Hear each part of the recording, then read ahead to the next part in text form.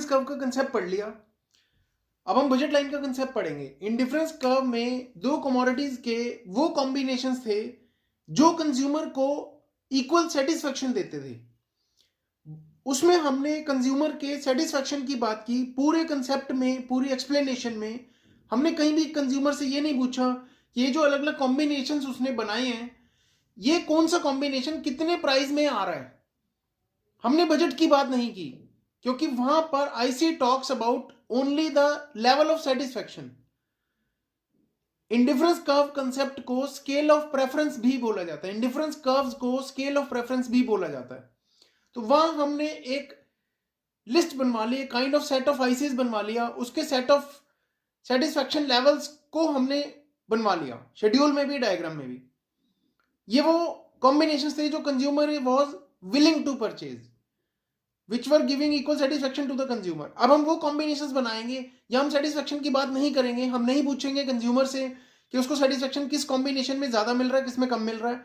अब हम budget line बनवाएंगे, हम पूछेंगे कि सेम एग्जैक्ट बजट, क्योंकि इनकम लेवल तो कंज्यूमर का एक ही होगा ना, एक ही इनकम तो कमाते हो आप महीने में, एक मंथ में एक फिक्स सैलरी तो आती है, बिजनेसमैन की इनकम भी एक स्टेबल तो होती है।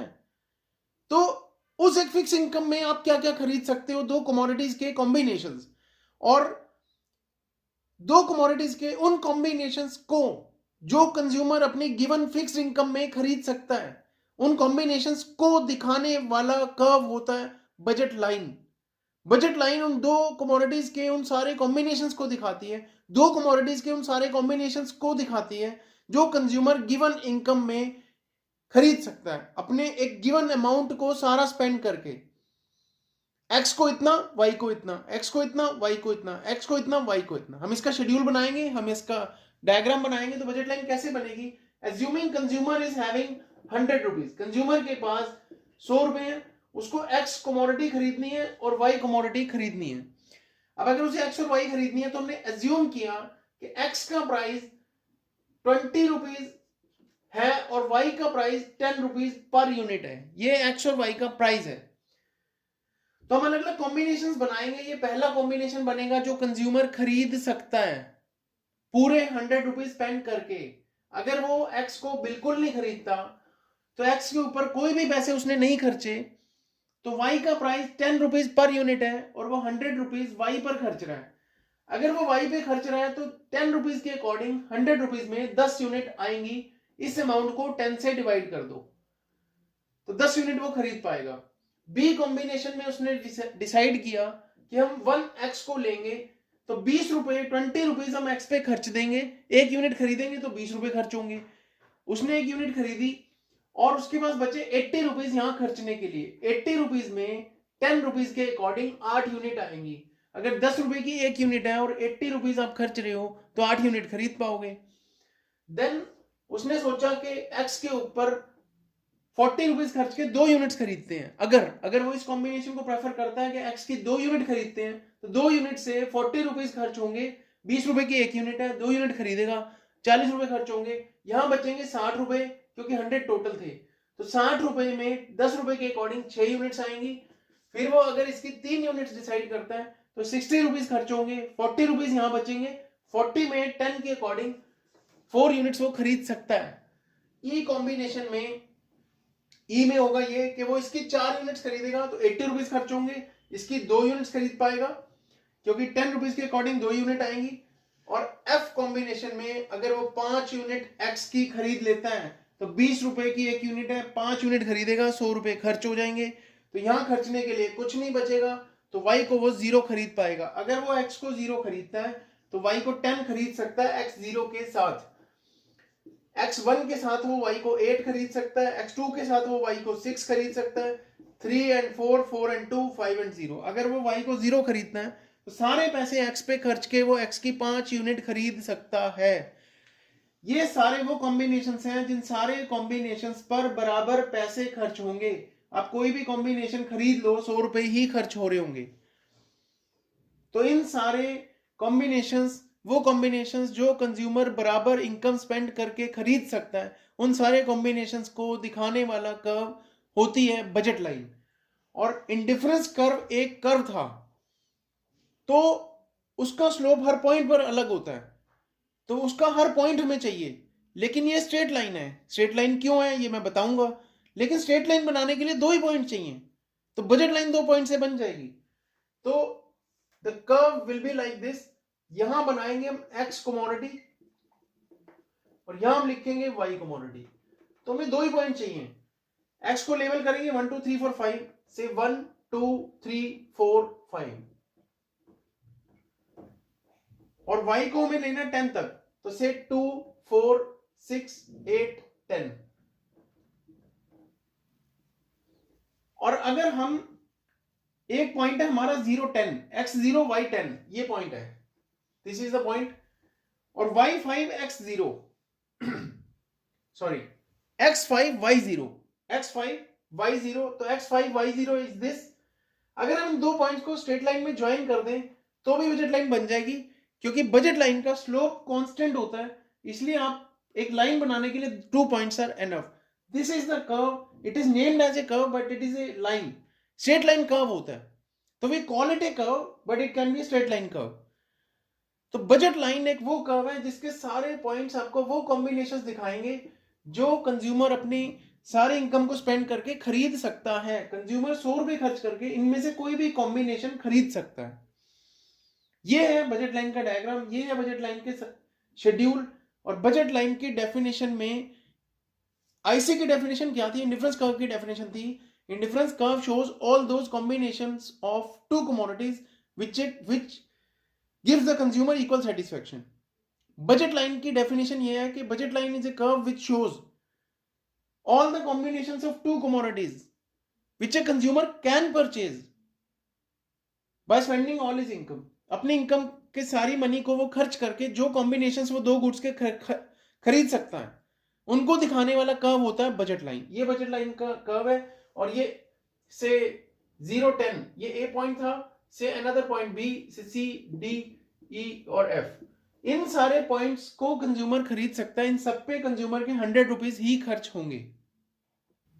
अगर मुझे बजट लाइन की एक इक्वेशन बनानी हो तो कैसे बनेगी, कोई भी कॉम्बिनेशन उठाओ तो खर्चा कैसे आएगा, 100 रुपीज, 1 यूनिट इंटू 20 रुपीज, ये 20 रुपीज फिक्स है, यूनिट्स चेंज हो रही हैं, तो क्यों ना मैं 20 को 20 लिखूं, एक्स का प्राइस, ये क्या है, प्राइस ऑफ एक्स, एक्स पे कितना खर्चा होगा, इस 100 रुपए में से कितने पैसे मैं एक्स पे खर्च रहा हूं, कैसे डिसाइड होगा, एक्स का प्राइस इंटू एक्स की क्वांटिटी, तो क्वांटिटी ऑफ एक्स वो फिक्स नहीं है, लेकिन इस कॉम्बिनेशन में वो 2 है। अगर आप हाइपोथेटिकल एग्जांपल ले रहे हैं तो वैल्यू रखेंगे या 2, इस एग्जांपल को लेते हैं, 2 इंटू 20, 40 रुपए खर्च हो गए एक्स के ऊपर, प्लस में प्राइस ऑफ वाई, वाई का प्राइस, ये वाला कॉम्बिनेशन हमने लिया तो वाई का प्राइस 10 रुपीज, और वाई की क्वांटिटी इस कॉम्बिनेशन में 6 है, तो इक्वल टू में 100 रुपीज टोटल मनी आ जाएगी।